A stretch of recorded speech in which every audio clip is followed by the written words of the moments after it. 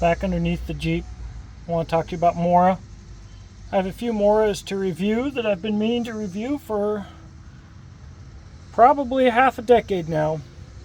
And it seems today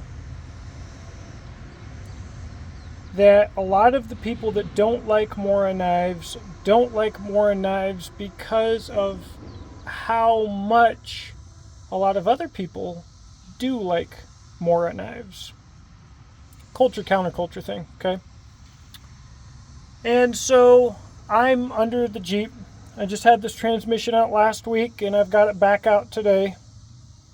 At first I was replacing the internal slave cylinder, and now I'm pulling out the rear main seal and replacing the seal on the oil pan, which I'm probably just wishing at this point that I'd left alone. And I am using this hammer and this Mora to pound in between the engine and the oil pan, hoping to not scuff or scrape the surfaces so that I can get it off, because it will not come off. This particular knife was used by Mike Lowe back in maybe 2016 when he taught a survival class that I had a whole bunch of people attend, that I set up for him, I guess would be the way to say that. And he stuck it into a can of corn, I think it was, and pried it open and screwed the zero grind all up. And you know what? Nobody cares. A lot of times I review knives that are very expensive, and people comment and they're under the impression that the point of my review of an expensive knife is that if you don't have an expensive knife, you won't be able to do what I'm doing. That's not the case. They get automatically defensive and think that I am promoting elitism because I'm talking about expensive knives. That's not the case. On the flip side, their arguments usually revolve around how their knife can do anything that the more expensive knife can, which is a lot of times not true, or that it's just as good, which is not true.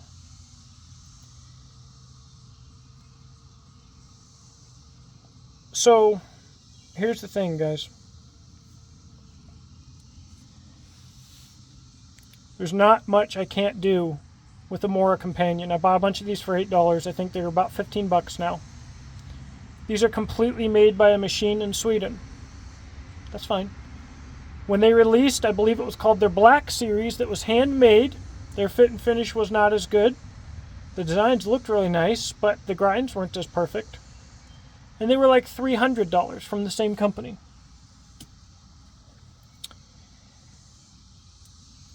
Value is not necessarily dictated by the most affordable or highest value option on the market.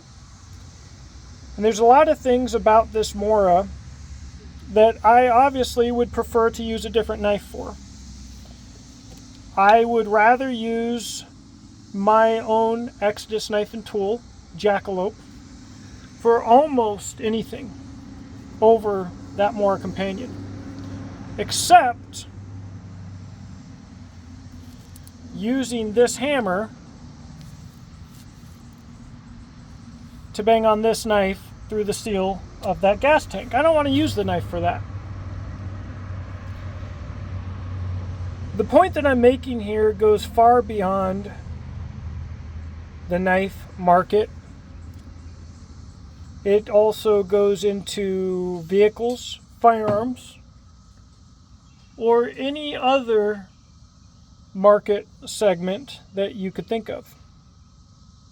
And the truth is, we live in an age in America of opulence where even the poor can invest in whatever it is that they are passionate about, and that investment will not necessarily be required to do what they want to do, but gives them a feeling of having a status symbol.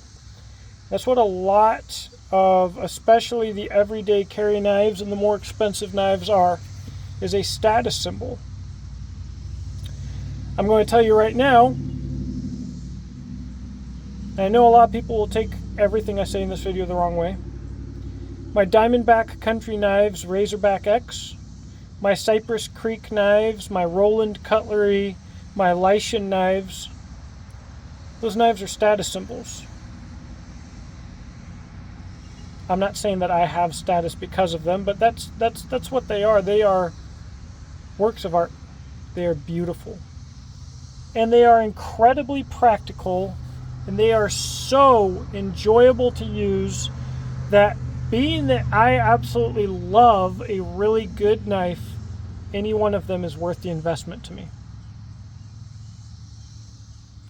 In fact, every year I leave Blade Show feeling guilty for all the knives that I loved that I couldn't afford to buy. I wish I could buy from every maker that I respect and love, but I can't. I love knives. Outside of this knife addiction, nobody freaking cares. If somebody wants to compare their social standing or status to me in my $5,000 vehicle here, which I've dumped $5,000 into, and it's still a $5,000 vehicle, and I whip out my knife and I'm like, my knife is nicer than yours. Who cares? It's a freaking knife. Nobody cares. Nobody cares about your status symbol. And at the end of the day, yes, with a little creativity, you can get almost anything done with these Moras. They are fantastic knives. They're fanatics.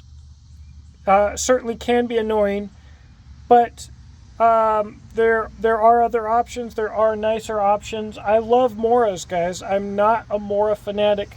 So I guess what I wanted to say is two things. Don't avoid Moras because you like more expensive knives, and the I don't need anything but a Mora crowd is so annoying.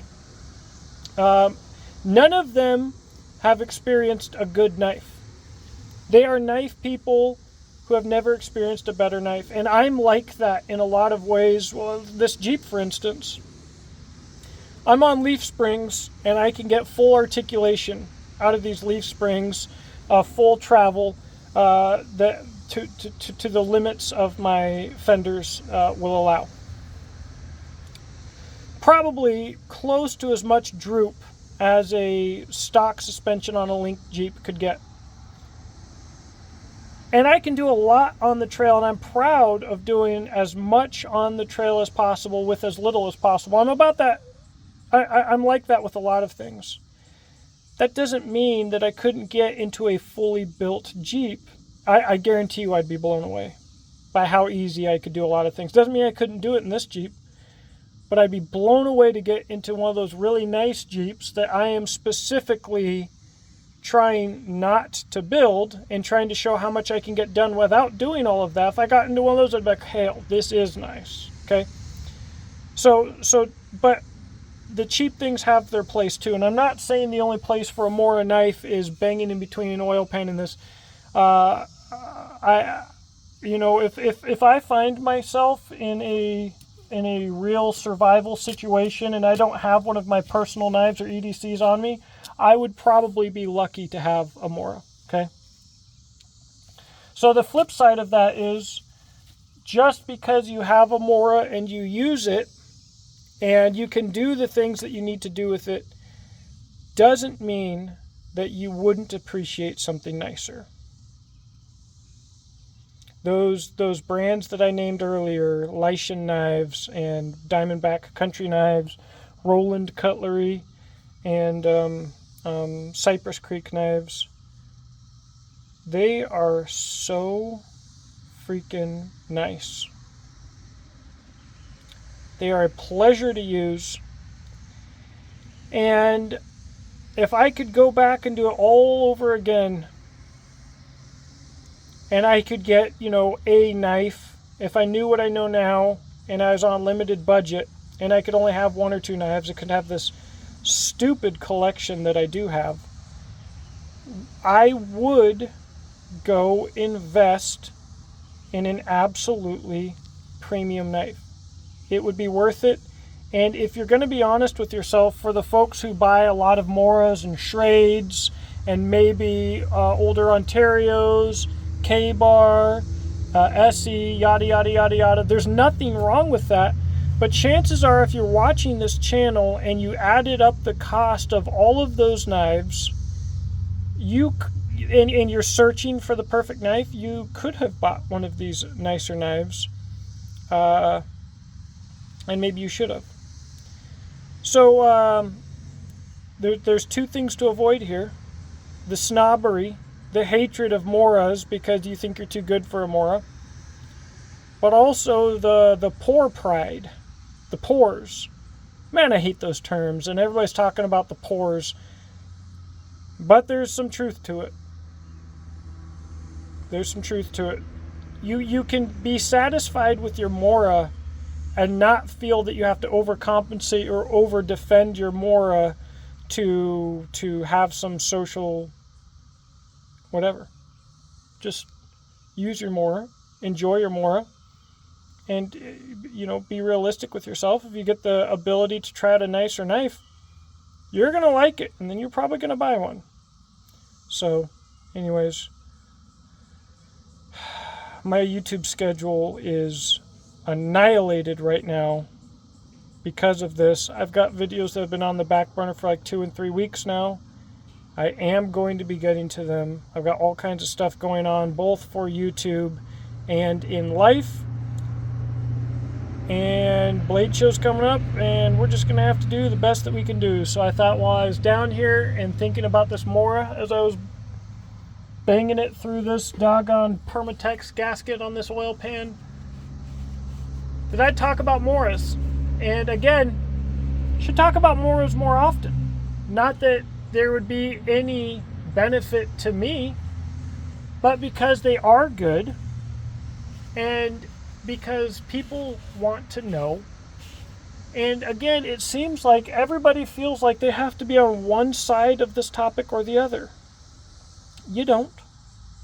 You can say that Moras are great and that you like expensive knives without being an absolute fanatic. You don't have to pick one side or the other, guys. You can just like Moras. I actually love Moras. I've got a bunch of them, and I like using them. And I think I prefer the stainless Moras over the carbon Moras. That 12C27 is so tough. I think it actually holds up better. Is just as easy to sharpen. And I don't care so much about earning a patina on a Mora because of the ugly butt handles. So if they were wood or something, I might like the high carbon. But as it stands, I prefer the stainless. And I love cheap stainless steels. 12C27. I have abused an 1/8-inch thick 12C27 machete like it was a heavyweight chopper, and it came away from the experience laughing.